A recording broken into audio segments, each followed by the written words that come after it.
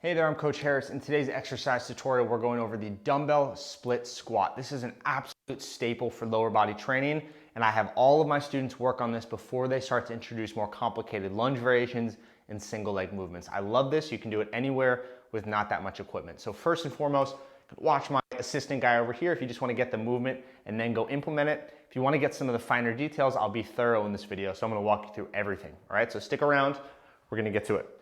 First and foremost, I'm going to explain a little bit of the background and kind of why this movement is important, and then we'll get to the technique. So the split squat can be done with anything, right? We're doing the dumbbells today. You can do this with your body weight. You can hold different implements in different ways. I'll have other videos for that, but you get the idea, right? The mechanics of the lower body is what we're focusing on. So it's called a split squat because, right, it's a squat in the sense that your feet are stationary on the floor. You're not lunging side to side. You're not going back, you're not going forward. That is more traditionally a lunge. It does get confusing because it is still a single leg focused movement, so it's gonna be kind of in that lunge category, right? Just depends on semantics, but either way, we're in a solid, strong position. What I want you to notice with the split squat is the bottom position, primarily, all right?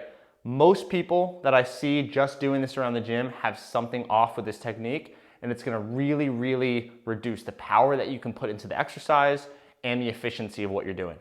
What those people tend to do is they stay really upright, right? And I don't blame them. I see this in so many videos out there, and I wanna make it right today. So when we do a lunge or a split squat, right, we do not wanna be vertical in the bottom like this, because now our front foot is where the force is going, right? The focus is on that front foot driving up. Right now, all my weight is center back here. So in order to get up, I have to, right? That's for a reverse lunge, the step up, that's another topic.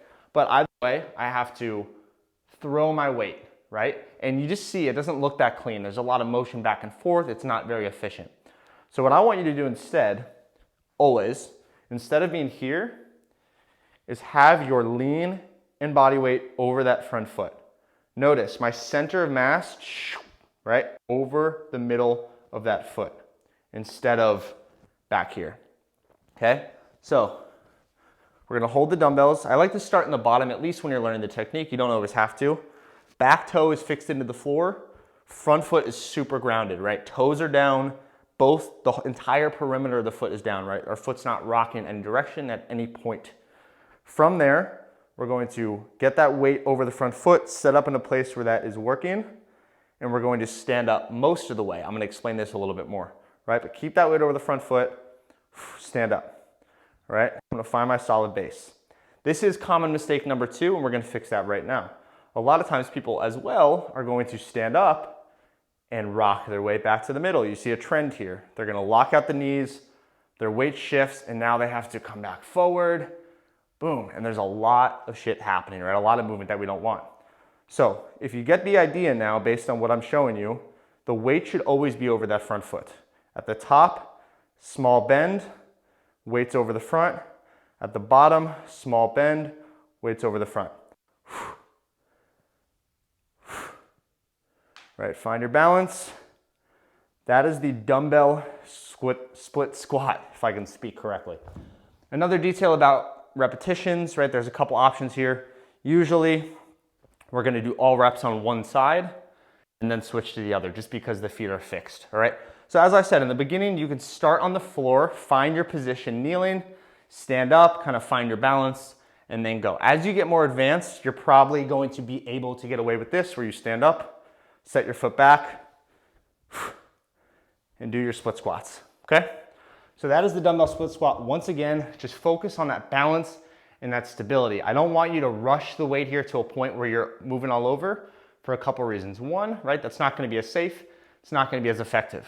2, because this is a foundational element of all of the heavy single leg movements that you're gonna train going forward, right? This is a fixed position, it's hard, it's heavy, but as we get stronger, as we challenge your athleticism more, I'm gonna wanna see you learn the reverse lunge, side lunges, forward lunges, right, curtsy, all these different motions. It's built on the foundation of this because this is going to prove that you can spread your feet, be strong, and find your control. So master this, master this, master this. I had to say it 3 times.